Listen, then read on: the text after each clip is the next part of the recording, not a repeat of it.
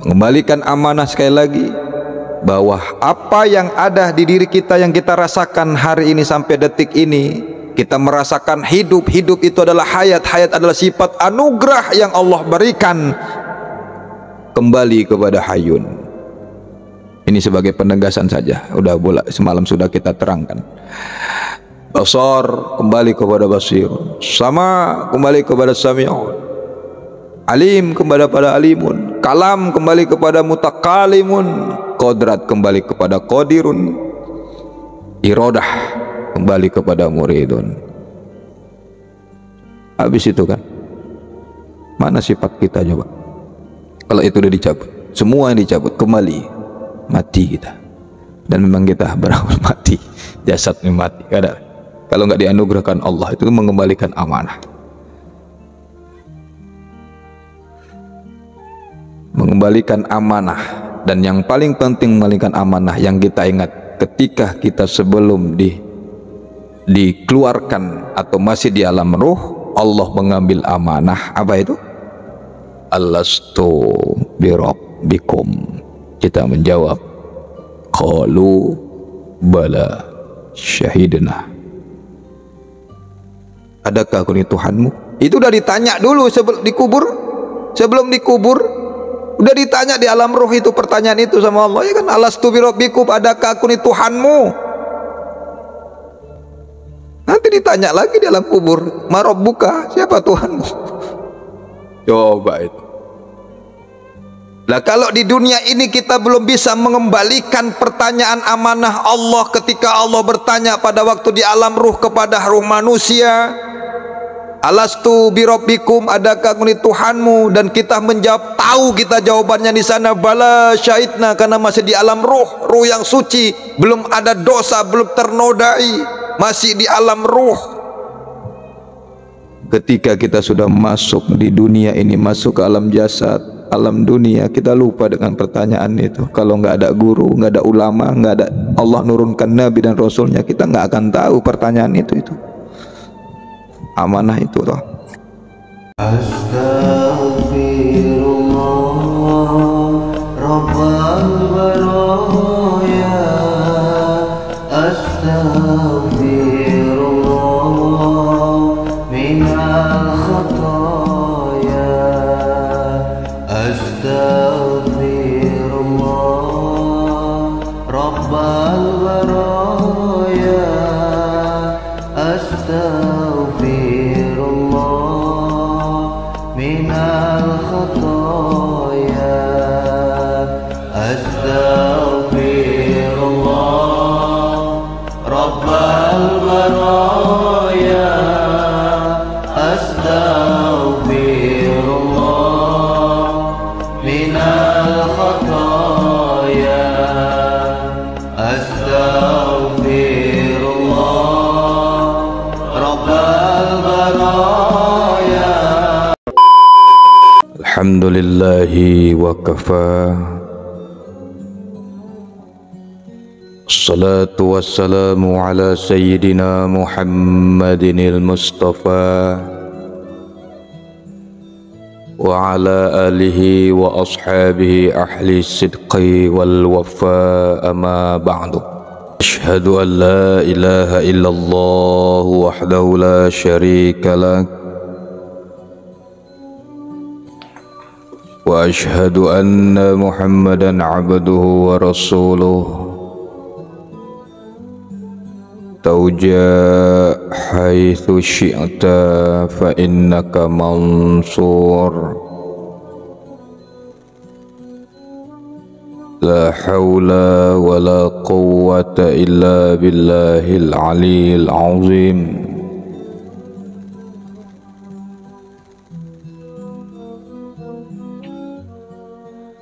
Bersyukur pada Allah,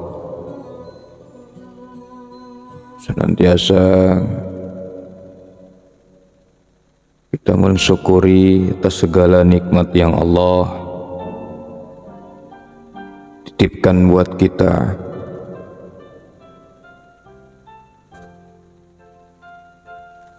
Jika kita mau bersyukur atas segala nikmat yang Allah berikan,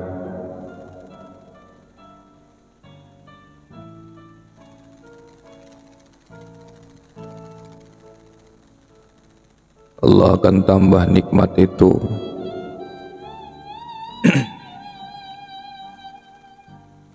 Tapi kalau kita ingkar, menyembunyikan nikmat Allah, inna adzabi lasyadid,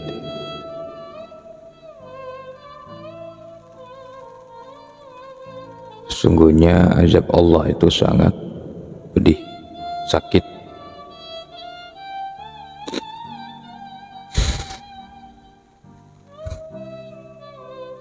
Salam dan salawat mari kita hadiahkan kepada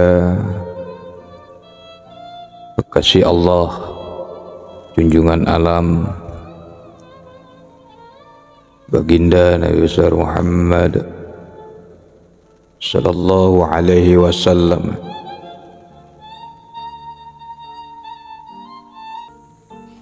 Insyaallah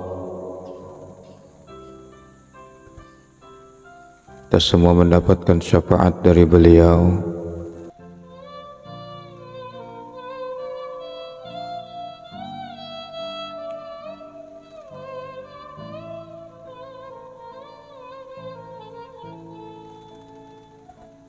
Para sahabat sekalian di mana saja berada, yang aku cintai, yang aku sayangi karena Allah,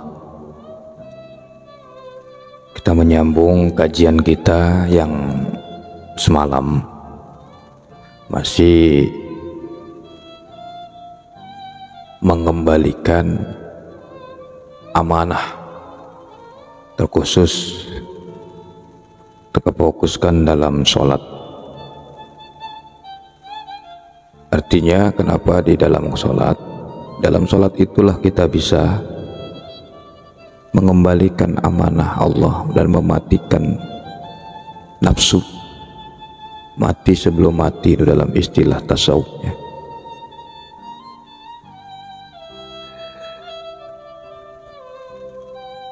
Jadi dihadapi dengan tenang sebelum kita menghadap Allah. Berdiri, kita tarik nafas, Allah, baru kita bertakbir, takbiratul ihram, Allahu Akbar.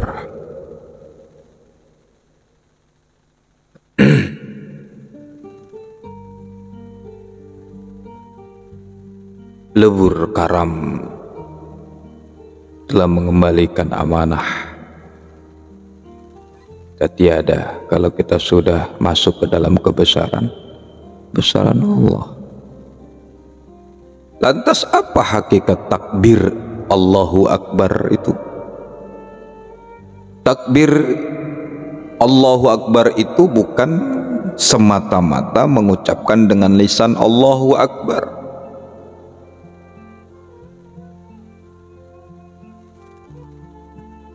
Sekadar Allahu Akbar, anak-anak pun bisa Allahu Akbar. Kayak sekarang banyak orang takbir Allahu Akbar, dikit-dikit Allahu Akbar. Jihad, yang dijihadin, yang diserang orang Islam juga Allahu Akbar juga. Sana Allahu Akbar, sini Allahu Akbar. Malaikat bingung mau pilih yang mana ini, sama-sama Islam.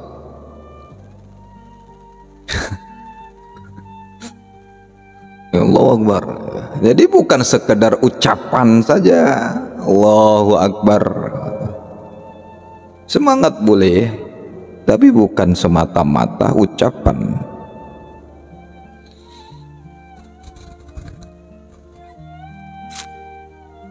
Takbir merupakan pengucapan yang lahir dari firman Allah untuk memuji kebesaran zatnya sendiri. Artinya ini kita cuma alat.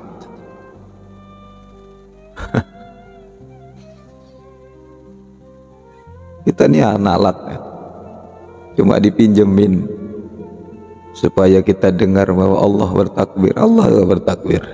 Allah juga yang berzikir, menyebut dan memuji dirinya sendiri. Baru tuh. Siapa yang membantah kalau Allah berzikir, menyebut namanya sendiri? Siapa yang mau bantah? Kita. Yang berzikir itu kita.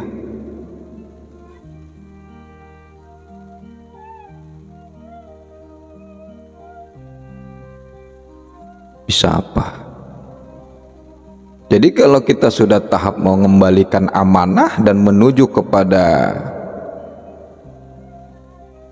sholat yang benar-benar khusyuk, mematikan, mengembalikan amanah.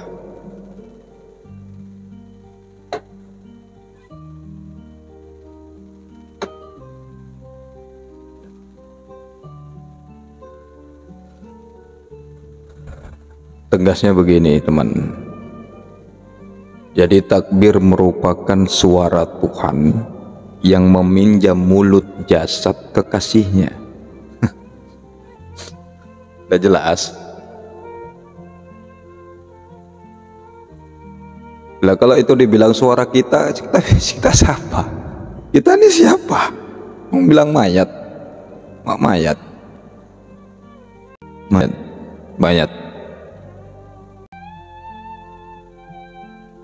Suara Tuhan yang meminjam mulut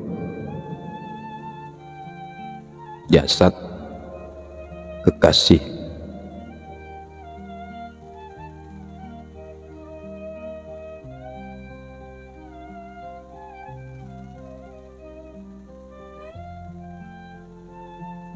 Jadi kalau takbir yang demikian penyadarannya, dalam penyebutan namanya Allahu Akbar yang lahir penyebutan,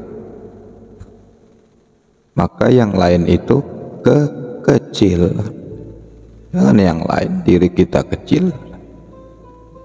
Allahu Akbar, masuk ke dalam kebesaran Allah kan kecil.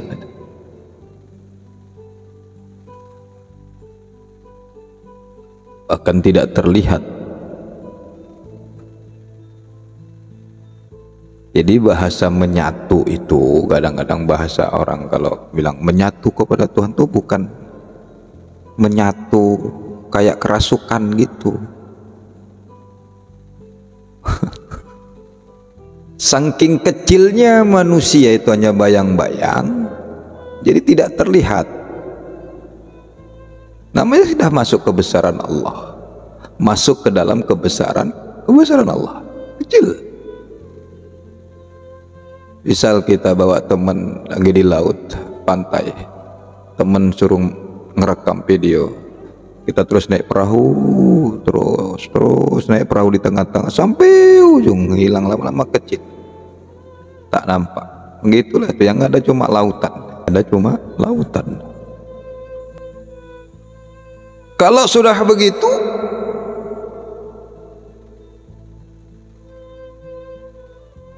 menjadi tidak ada, yang ada siapa? Yang ada ya Allah. Yang ada hanya zat Allah. Yang ada hanya Allah. Ini sambil kita belajar pelan-pelan menguatkan tauhid ya. Intinya kita sama-sama belajar. Menjelang datangnya Dajjal. Harus dikuatkan tauhid kita. Mendatangi Dajjal yang asli. Kalau tauhid kita lemah, ngikut kita kan. Dajjal itu sihirnya kuat. Jangankan Dajjal itu ngomong sama kita, ngelihat kita aja, jaraknya aja agak jauh berapa meter gitu, kita memandang matanya, kita ngikut, masih melihat. Jadi kalau tauhid kita itu kita enggak berusaha untuk menguatkan, kita akan lemah, akan terjatuh kepada pelukan Dajjal. Na'udzubillah min dzalik. Belajar, sama-sama belajar untuk menguatkan tauhid kita, bahwa pandangan kita ketika takbir Allahu Akbar kecil. Bahkan dikatakan tidak ada, yang ada hanya Allah.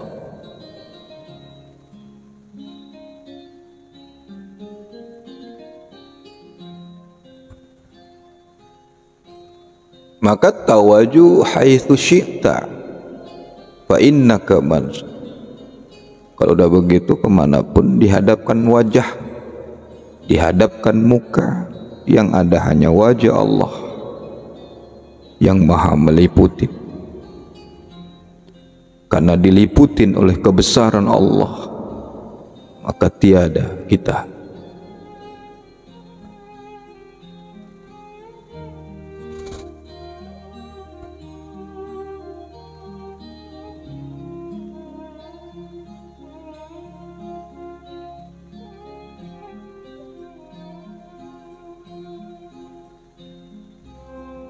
Itu di awal, begitulah di awal mengembalikan amanah, bahwa semua apa yang ada pada diri kita ini gambaran atau perwujudan pembuktian bahwa Allah itu ada.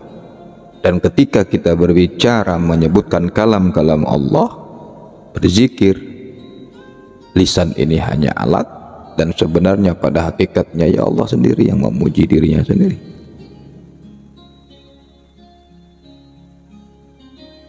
Maka inni wajahtu wajahiyah, diriku kuhadapkan kepadanya.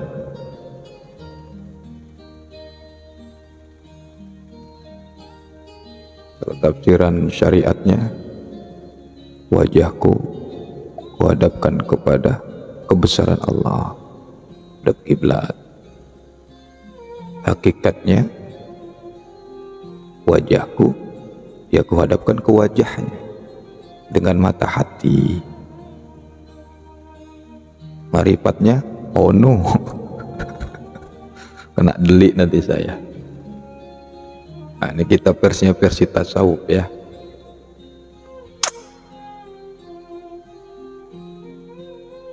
Soalnya sensitif.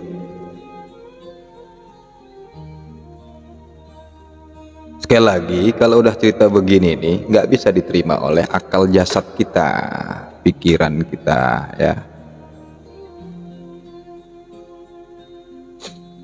Kita belajarnya dengan rasa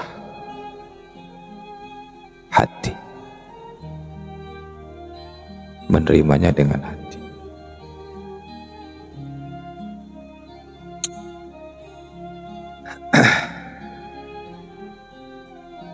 Maka kalau kita tahu seperti apa yang dicantumkan di dalam hadis qudsi, di dalam salat itu adalah Fatihah, pernyataan Allah, apa sih maksud Fatihah itu? Lantas kalau sudah kita takbir dan mengetahui hakikat takbir Allahu Akbar itu, bahwa kita masuk ke dalam kawasan kebesaran Allah, menjadi diri kita tiada, yang ada hanya Allah, wujud Allah.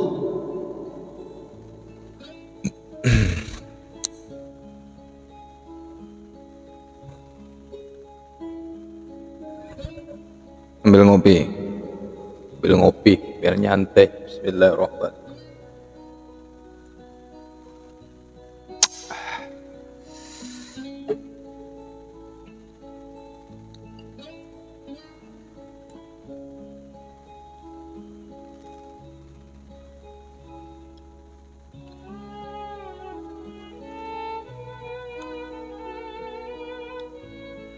Wujud yang paling nyata adalah wujud Allah.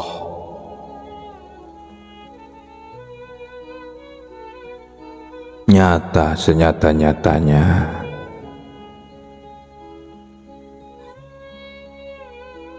Kita dan alam ini, benda-benda ini kelihatan karena nur Allah. Kalau nggak ada nur Allah itu nggak kelihatan.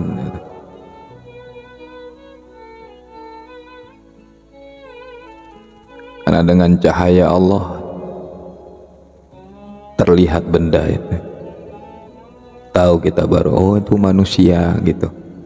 Oh itu hewan, itu tumbuhan, itu gunung, itu laut, darat, bumi, tanah.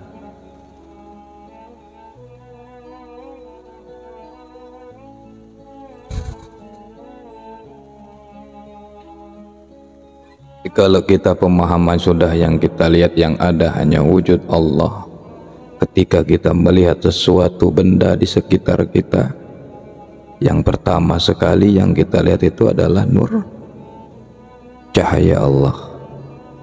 Sebenarnya cahaya Allah yang kita lihat. Dengan cahaya Allah itu barulah ditunjukkan perwujudan benda, makhluk.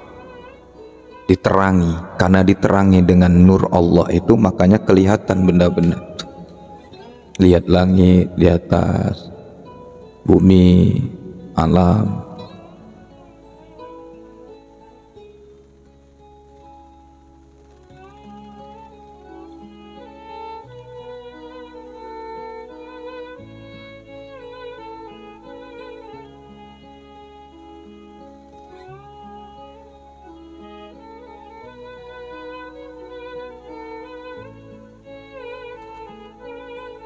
Berarti apa kalau udah begitu tuh?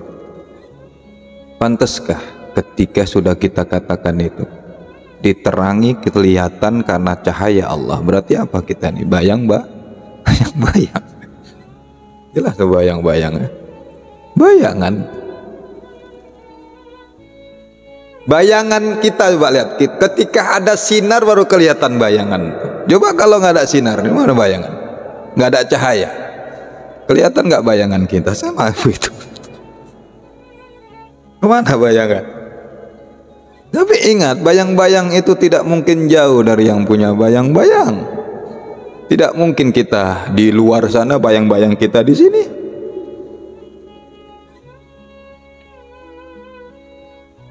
Kali hantu.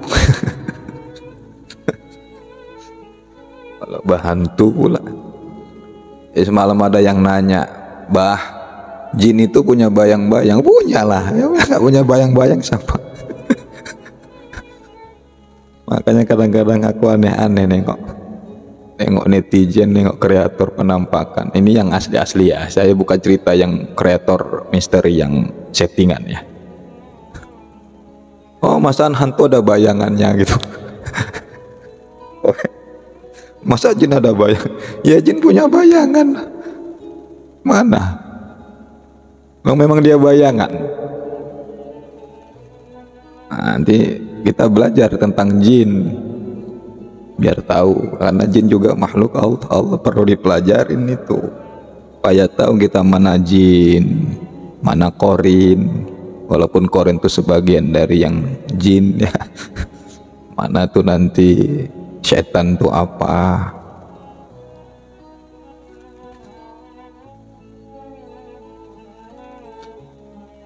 Kita harus tahu itu.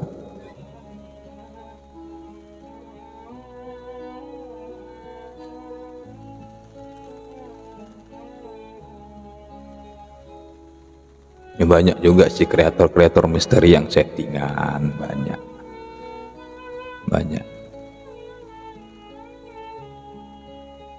Ada beberapa kreator yang memang bukan settingan. Oke, kita nggak cerita ke situ. Cerita malah misteri lagi.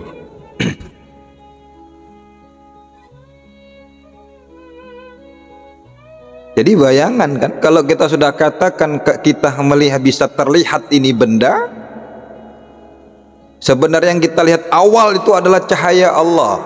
Dengan cahaya Allah itulah maka terlihatlah benda itu. Jadi artinya benda itu apa? Bayangan. Tapi ingat, yang perlu diingat, bayang-bayang itu tidak mungkin jauh dari yang punya bayang-bayang. Maka pantas Allah mengatakan, aku lebih dekat daripada urat lehermu sendiri. Tuh, las akrob.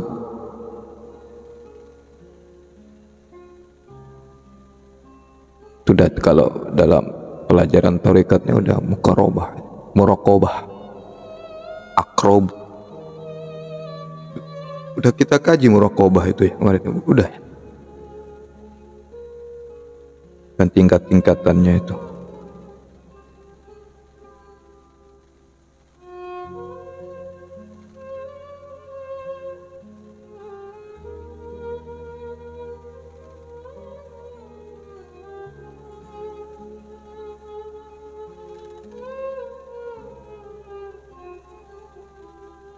Maka suhudnya kalau udah begitu kita lagi disitulah kita tidak lagi boleh dalam sholat itu memandang benda selain Allah. Maksudnya tidak boleh memandang makhluk. Yang kita pandang hanya Allah, karena kita sudah di situ, kita pulangkan Allahu Akbar, kita masuk dalam kebesaran Allah itu. Dan kita tahu hakikat wujud. Yang ngapain kita lihat-lihat lagi bayangan-bayangan itu? Kita lihat bayangan kanan kiri. Mau ada musik kuat-kuat, mau orang urus. Ya? Mau kayak mana seperti. Jadi nggak menilai kawan sebelah kanan kiri atau memikirkan imam. Ada pula orang sholat kita jangan memikirkan imam. Kira sholat ini nyembah siapa? Nginget siapa rupanya kok imam aja yang dibahas. Selalu nyari kesalahan imam nih. Di mana lah? Apalagi dia kalau udah benci sama imamnya. Dia benci sama imam tapi mau ikut dengan imam, coba. Jadi makmum. Bayangkan tuh coba. Dia nggak suka dengan imam, tapi dia bermakmum dengan imamnya yang nggak suka itu. Kalau nggak suka ya udah ngapain ikut? Keluar dari masjid itu, keluar dari jamaah sholat yang imamnya yang dia nggak suka.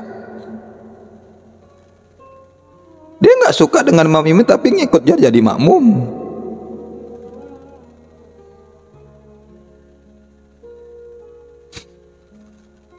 Sama kayak kita nggak suka sama kreator YouTube orang tapi ditengok juga videonya. Aneh-aneh, nggak suka dia dengan kreator ini. Wah, dia ajaran sesat, oh ini dukun, tapi dilihatnya juga. Kan aneh.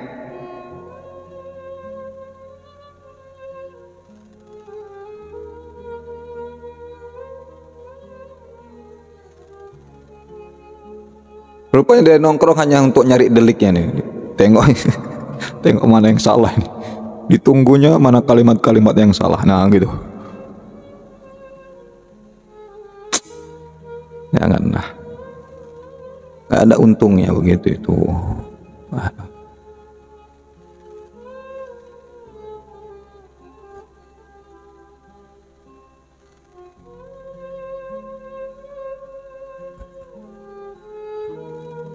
Makhluk ini tidak ada hakikatnya. Hakikat makhluk itu yang ada itu yang hidup juga. Yang hidup itu siapa? Ya Allah juga adanya. Semua ini keberadaan Allah, cahaya Allah, nur Allah. Karena dengan nur Allah inilah kita melihat benda-benda makhluk alam sekitar kita.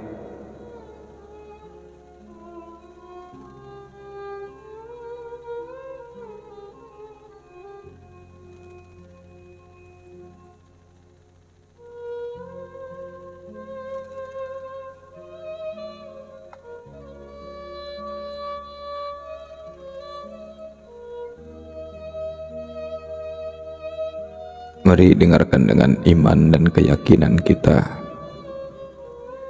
Yang perlu kita ingat adalah teman-teman sekalian, pandangan dengan mata hati terhadap diri kita sendiri adalah satu pandangan terhadap Allah kalau kita memahami hal ini. Kalau kita memahami hal ini. Kemarin udah kita jelaskan ya. Udah kita di semalam tuh udah bagian pertama udah kita jelasin. Jadi pandangan mata hati terhadap diri kita sendiri adalah pandangan terhadap Allah kalau kita memahami hal ini. Kenapa begitu? Ya karena jasad kita ini tiada hakikatnya, fana. Maka itulah yang disebut siapa yang mengenal dirinya dalam pelajaran tasawufnya. Siapa kita yang mengenal dirinya, niscaya dia akan mengenal Tuhannya.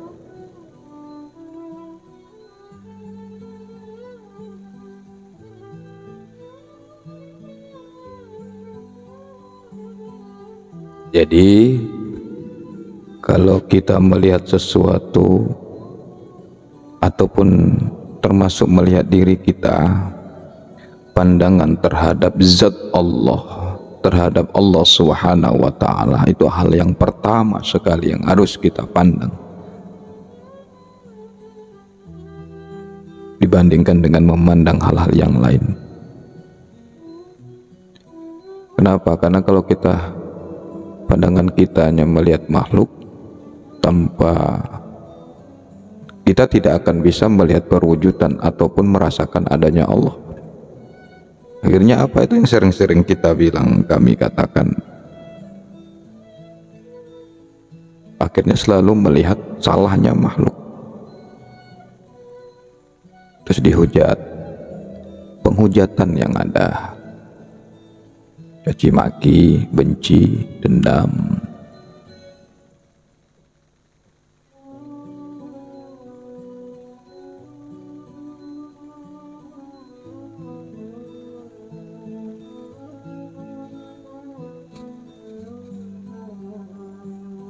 Pasti kita akan lupa terhadap Allah, lupa. Sama kayak kita sholat berjamaah itu kan. Kalau kita selalu melihat, melirik, nyari-nyari delik kesalahan imam ataupun kawan sebelah kanan kiri, kan terhijab kita kepada Allah. Nong sholat kok mikirkan kawan sebelahnya, kan terhijab. Jadi sholat ke dia itu untuk apa? Nginget imam atau ingat Allah?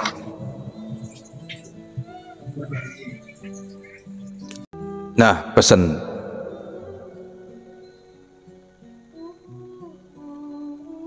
jadi teman-teman sekalian yang sudah sampai kepada tahap merasakan dengan mata hati dalam melihat Allah. Melihat Allah itu semalam saya udah ucapkan, bukan mata johir ya, mata hati yang sudah diberikan anugerah oleh Allah. Makanya nggak bisa ditafsir-tafsirkan, dibilang-bilang, dilarang itu. Kalau cerita jalannya karena ilmu pengetahuan, monggo. Jadi kalau kita yang sudah sampai kepada Allah, melihat, merasakan dan bertemu dengannya, itulah yang dikatakan sir ataupun suatu rahasia, dan tidak boleh diceritakan tentang pertemuan itu. Cukup diri kita sendiri yang mengetahuinya. Lagian bagaimana mungkin pertemuan dengan Tuhan itu dapat diceritakan?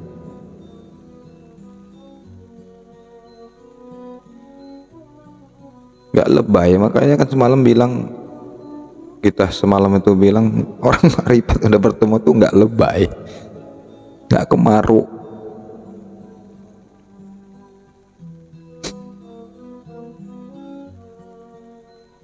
Lagian bagaimana kita bisa menceritakan pertemuan itu?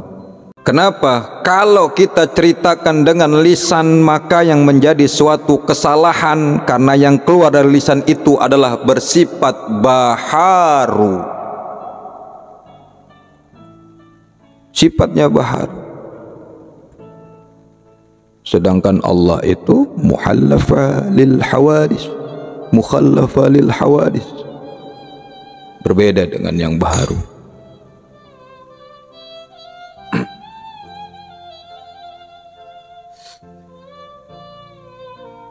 Apalagi sampai ada yang bilang Allah tuh di aras. Saya udah ketemu aja Allah di aras.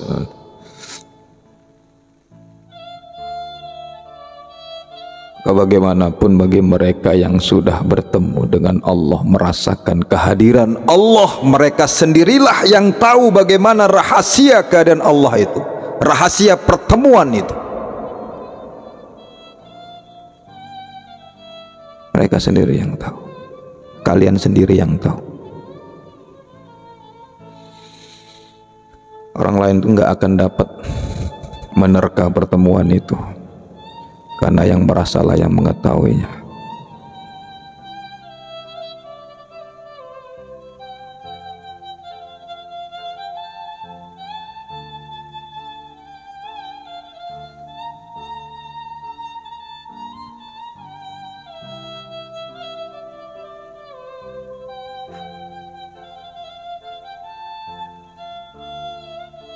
Kalau kita bayangkan Allah itu sama dengan sesuatu yang kita lihat, wah, itu suatu kesalahan yang besar, kawan. Kesalahan yang besar, miring akidah kita dan tauhid kita nanti. Karena masih melihat Allah dengan membayangkan sesuatu dengannya, kan ngayal itu kan.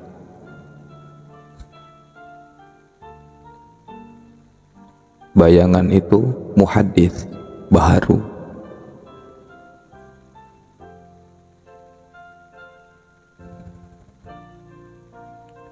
Aku nampak cahaya baharu jika bukan Allah itu. Cahaya-cahaya.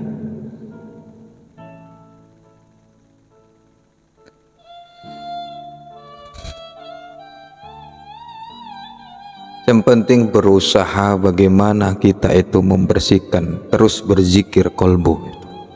Maka Allah sendirilah nanti yang akan mengangkat derajat.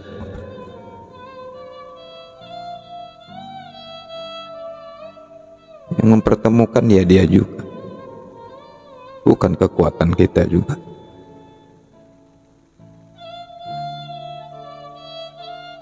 Jadi itu ya, mengembalikan amanah itu maksudnya itu mematikan.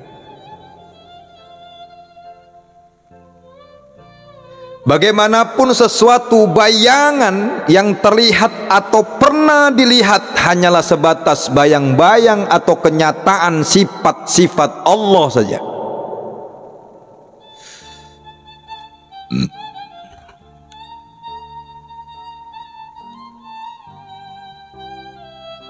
Intinya seperti yang kami katakan tadi, bayang-bayang itu tidak mungkin jauh dari yang punya bayang-bayang, dan yang itu harus kita pegang.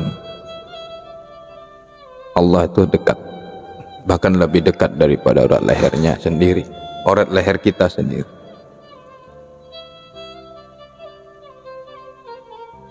Terus kita berzikir kepada Allah, beriadah, tawaju, berselawat, berusaha sekuat semampu kita untuk terus menggali sampai Allah memberikan hidayah dan anugerah buat kita semua. Kiranya kita disampaikan dan benar-benar dalam melihat dan menuju pada Allah agar kita selamat dunia sampai akhirat. Ya mau tidak mau itu harus kita pelajari dan harus kita masuk ke situ. Coba ini logikanya saja. Kita mengetahui pertanyaan alam kubur itu, katanya menurut kita pelajaran dulu kita kan gitu. Pertanyaan alam kubur, pertanyaan yang pertama, Ma Rabbuka, siapa Tuhanmu? Lantas kita jawab logikanya begini, alah kalau sekarang kita ini nggak kenal Tuhan, belum kenal Tuhan, bagaimana kita bisa menjawab pertanyaan alam barja itu nanti?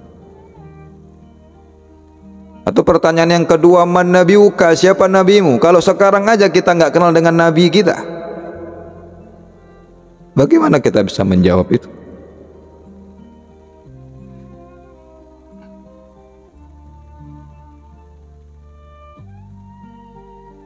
Mata hati kita tidak pernah kita terus menyebut asma Allah. Jangankan melihatnya dengan mata hati, menyebutnya saja kita jarang. Gimana kita? Karena yang menjawab itu nanti adalah iman kita, diri kita yang sebenarnya yang bisa menjawab itu. Bagi batinnya, ruhaninya seorang insan itu yang sudah kenal Allah, apalagi dia sampai sudah melihat Allah Subhanahu wa Ta'ala dengan mata hatinya, barulah dia bisa menjawab itu. Logikanya begitu kan? Kalau kita belum kenal Allah hari ini, gimana kita bisa menjawab pertanyaan itu di alam kubur? Maka sebelum mati, berusaha semaksimal mungkin kita kenali Allah, mengenali diri. Langkahnya awal mengenal Allah adalah mengenal diri. Bagaimana mengenal diri? Kenal hati. Bagaimana kenal hati? Bersihkan hati itu, agar kita mencapai bisa mengembalikan amanah sesuai dengan judul kaji kita 2 malam ini. Mengembalikan amanah, sekali lagi, bahwa apa yang ada di diri kita yang kita rasakan hari ini sampai detik ini, kita merasakan hidup itu adalah hayat adalah sifat anugerah yang Allah berikan kembali kepada Hayyun. Ini sebagai penegasan saja, udah bola semalam sudah kita terangkan. Basar kembali kepada Basir, Sama kembali kepada Sami'un, Alim kepada Alimun, Kalam kembali kepada Mutakalimun, Qodrat kembali kepada Qadirun, Iradah kembali kepada Muridun. Habis itu kan, mana sifat kita coba? Kalau itu udah dicabut, semua yang dicabut kembali, mati kita. Dan memang kita berawal mati, jasadnya mati. Kalau nggak dianugerahkan Allah, itu mengembalikan amanah. Mengembalikan amanah. Dan yang paling penting mengembalikan amanah yang kita ingat ketika kita sebelum dikeluarkan atau masih di alam ruh, Allah mengambil amanah. Apa itu? Alastu birabbikum. Kita menjawab, qalu bala syahidna. Adakah aku ini Tuhanmu? Itu udah ditanya dulu sebelum dikubur. Sebelum dikubur udah ditanya di alam ruh itu, pertanyaan itu sama Allah, ya kan? Alastu birabbikum, adakah aku ini Tuhanmu? Nanti ditanya lagi di alam kubur, ma rabbuka, siapa Tuhanmu? Coba itu. Lah kalau di dunia ini kita belum bisa mengembalikan pertanyaan amanah Allah ketika Allah bertanya pada waktu di alam ruh kepada ruh manusia, alastu birabbikum, adakah aku ini Tuhanmu? Dan kita menjawab, tahu kita jawabannya di sana, bala syahidna, karena masih di alam ruh yang suci, belum ada dosa, belum ternodai, masih di alam ruh. Ketika kita sudah masuk di dunia ini, masuk ke alam jasad, alam dunia, kita lupa dengan pertanyaan itu. Kalau nggak ada guru, nggak ada ulama, nggak ada Allah nurunkan Nabi dan Rasulnya, kita nggak akan tahu pertanyaan itu. Amanah itu toh.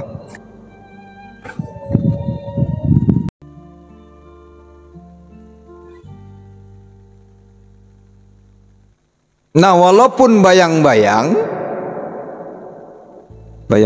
itu tanda adanya Allah.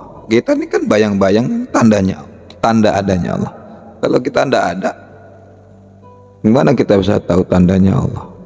Kita, alam, benda semua ini, walaupun bayang-bayang, menandakan tandanya Allah.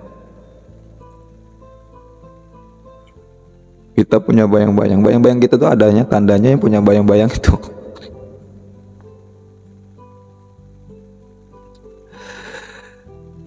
Oke, mudah-mudahan diberikan pemahaman. Insyaallah kita bisa semua mengembalikan amanah. Insyaallah sebelum kita ditarik, tiba waktunya kita pulang ke asal, kita dikehendaki Allah adalah manusia yang ini diberikan anugerah untuk mengenal Allah Subhanahu wa ta'ala, sehingga kita keluar dari jasad ini dengan nurnya, kita bisa berjalan dengan terang menempuh sampai kepada asal kita, kampung kita sama Allah Subhanahu wa ta'ala. Dan ketika di alam barzah kita sudah mempersiapkan dan sudah mengetahui apa menjadi jawaban kita ketika ditanya mungkar dan nangkir, ma rabbuka, ma nabiyuka. Karena kita sudah kenal, kita tenang-tenang saja tuh, ya kan. Coba kalau orang nggak tahu jawabannya, belum kenal dia, betul itu ada ujian, apa nggak bingung? Sama kita yang mau nerima UAS, ujian semester akhir semester, naikkan kelas anak sekolah, kan nggak ada persiapan, nggak belajar, begitu ujian bengong lah. Bengong, apa yang mau dijawab? Kan nggak lulus, kecuali nyogok,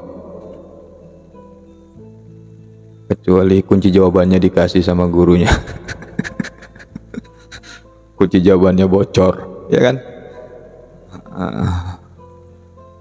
Kecuali, tapi kan nggak mungkin malaikat membocorkan jawaban itu. Mungkar dan nangkir nggak akur misalnya. Misalnya mungkar nanya mau buka, kata nangkir bisikin kita, jawab aja Allah gitu. Mungkin masa mungkar dan nangkir nggak akur. Nangkirnya diam-diam bisikin kita, jawab aja Allah ya gitu kan. Enggak, kalau itu mah tugimin namanya ya, bukan mungkar nangkir. Astagfirullahaladzim, sallu ala Muhammad. Baik teman-teman sekalian, saudaraku di mana saja berada, kami berharap dan kita semua berharap, khususnya untuk diri saya sendiri, kiranya kita ya terus diberikan kesemangatan untuk terus berzikir, qalbu, mengenal Allah, mengenal diri kita, sambil membereskan hati kita. Dan umumnya untuk kalian semua, kami doakan diberikan anugerah oleh Allah Subhanahu wa taala, dikehendaki Allah untuk sampai kepada Allah Subhanahu wa taala, mengenal Allah Subhanahu wa taala, mengenal Nabi Muhammad sallallahu alaihi wasallam sedalam-dalamnya. Karena memang tanpa Nabi Muhammad kita nggak akan sampai kepada Allah. Bahkan sholat kalau nggak bersolawat pun nggak akan sampai sholat kita itu. Wa tahiyatul mubarakatus sholawatut thayyibatul lillah. Assalamualaikum ya Nabi wa rahmatullahi wa barakatuh. Assalamualaikum wa ala ibadillah sholihin fil alamina innaka hamidum majid. Selawatnya nggak dibaca, nggak nyampe. Maka sholat juga ada sholawatnya. Kalau sholat juga nggak dibaca sholawatnya, nggak akan nyampe kita kepada. Bahkan doa kita kalau nggak didahului selawat dan diakhiri dengan selawat kepada Nabi, doa kita nggak akan nyampe kepada Allah Subhanahu wa taala.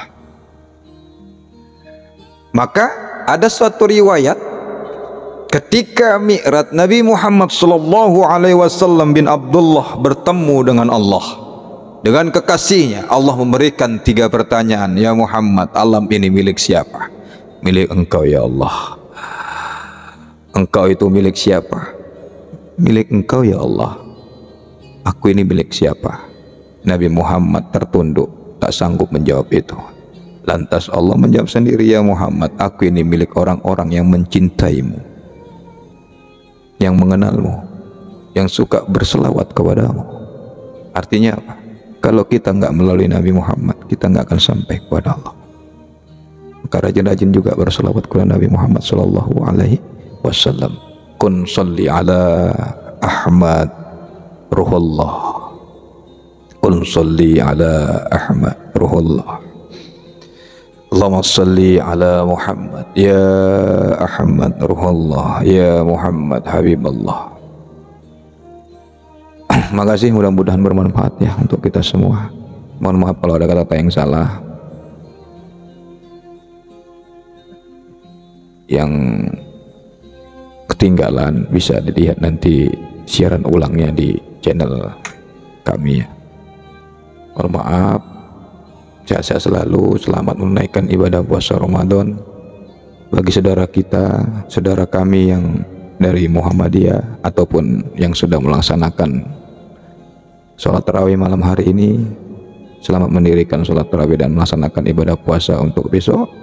Bagi yang mengikuti pemerintah Kemenak, diberikan kesehatan dan selamat berpuasa. Mohon maaf zahir dan batin kalau selama ini, selama lab atau selama kita kenal, ada kalam-kalam ataupun dakwah-dakwah, kata-kata dari fiti ataupun lisan selama lab, canda-candaan yang menyinggung perasaan teman-teman sekalian, mohon dengan ikhlas dimaafkan.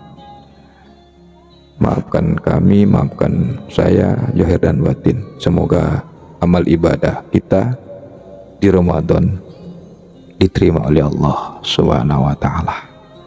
Usikum wa nafsi bitaqwallah. Assalamualaikum warahmatullahi wabarakatuh.